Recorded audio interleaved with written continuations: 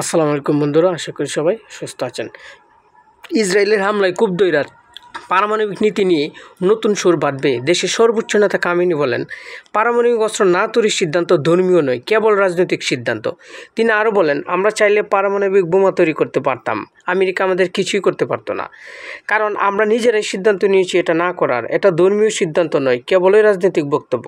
কথিত সেই বক্তব্য সেই ফতোয়ার কফিনে শেষ পেরেক ঢুকেছে, যেটিকে ধরে 2015 সালে পারমাণবিক চুক্তি হয়েছিল। তৎকালীন মার্কিন প্রেসিডেন্ট বারাক ওবামা তার নৌরুজ ভাষণে বলেছিলেন, ইরানের সর্বোচ্চ নেতা পারমাণবিক অস্ত্রকে নিষিদ্ধ করেছে। কিন্তু বাস্তবতা হলো, কামিনীর সেই বক্তব্য ছিল 2010 সালের রাজনৈতিক কথা, যা পরে তার ওয়েবসাইট থেকে সরানো হয়, ফতোয়া সময় অনুযায়ী বদলানো যায়। এখন সেই সময় উপযুক্ত সময়। ইরানের সংসদের একজন সদস্য বলেছিলেন, ইরান চাইলে যখন পরমাণু বোমা তৈরি করবে ঘোষণা করবে, তারা লুকিয়ে কখনো পরমাণু বোমা তৈরি করবে না।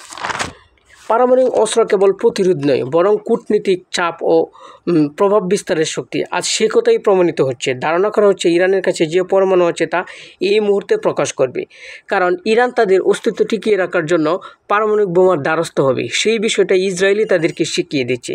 এই ঘটনা সেটাই প্রমাণ করে, কারণ ইরানের উপর শুক্রবার সকালে অতর্কিতভাবে ইসরায়েল যে হামলা করে, সেটা কখনোই কিন্তু কাম্য ছিল না।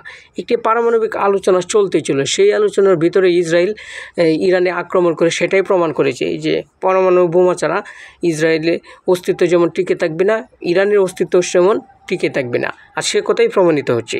ইরানের রাজনৈতিক নেতারা কিন্তু সেই কথাই বলছেন যে এখন আমরা যে পারমাণবিক চুক্তির জন্য যে আলোচনা করছি, সেটা এখন আর চলবে না। আমরা পারমাণবিক বোমা তৈরি করব, কারণ আমাদের অস্তিত্ব টিকিয়ে রাখার জন্য পারমাণবিক বোমা তৈরি করতে হবেই। ইরানের সর্বোচ্চ নেতা বলেছেন, আমাদের যে বক্তব্য ছিল পারমাণবিক বোমা নিয়ে, সেটা ছিল কেবল রাজনৈতিক বক্তব্য। এখন আর সেই বক্তব্য নেই, আমরা সেই বক্তব্য সরিয়ে নিচ্ছি। এখন আমরা রাজনৈতিক ফতোয়া আমরা চেঞ্জ করব, কারণ ফতোয়া যে কোনো সময় পরিবর্তন করা যায়। আর সেই ফতোয়া আমরা এখন পরিবর্তন করব নিজেদের অস্তিত্ব টিকিয়ে রাখার জন্য। ইসরায়েল যেভাবে ইরান আক্রমণ করেছে, ইসরায়েলের পরবর্তী টার্গেট হতে পারে পাকিস্তান বা মুসলিম বিশ্বের অন্য শক্তিধর দেশ। সেটা কিন্তু ইরান হারে হারে টের পাচ্ছে। বিশেষ করে মুসলিম বিশ্বের যে অন্য অন্য দেশগুলো, তারাও কিন্তু বুঝতে পারছে ইসরায়েল কী জিনিস। ইসরায়েল হলো বিশ্বের বিস্ফোরা। ইসরায়েলকে সরাতে হলে অবশ্যই পারমাণবিক বোমা তৈরি করতে হবে মুসলিম বিশ্বের প্রতিটা রাষ্ট্রের, যেটা এখন ইরান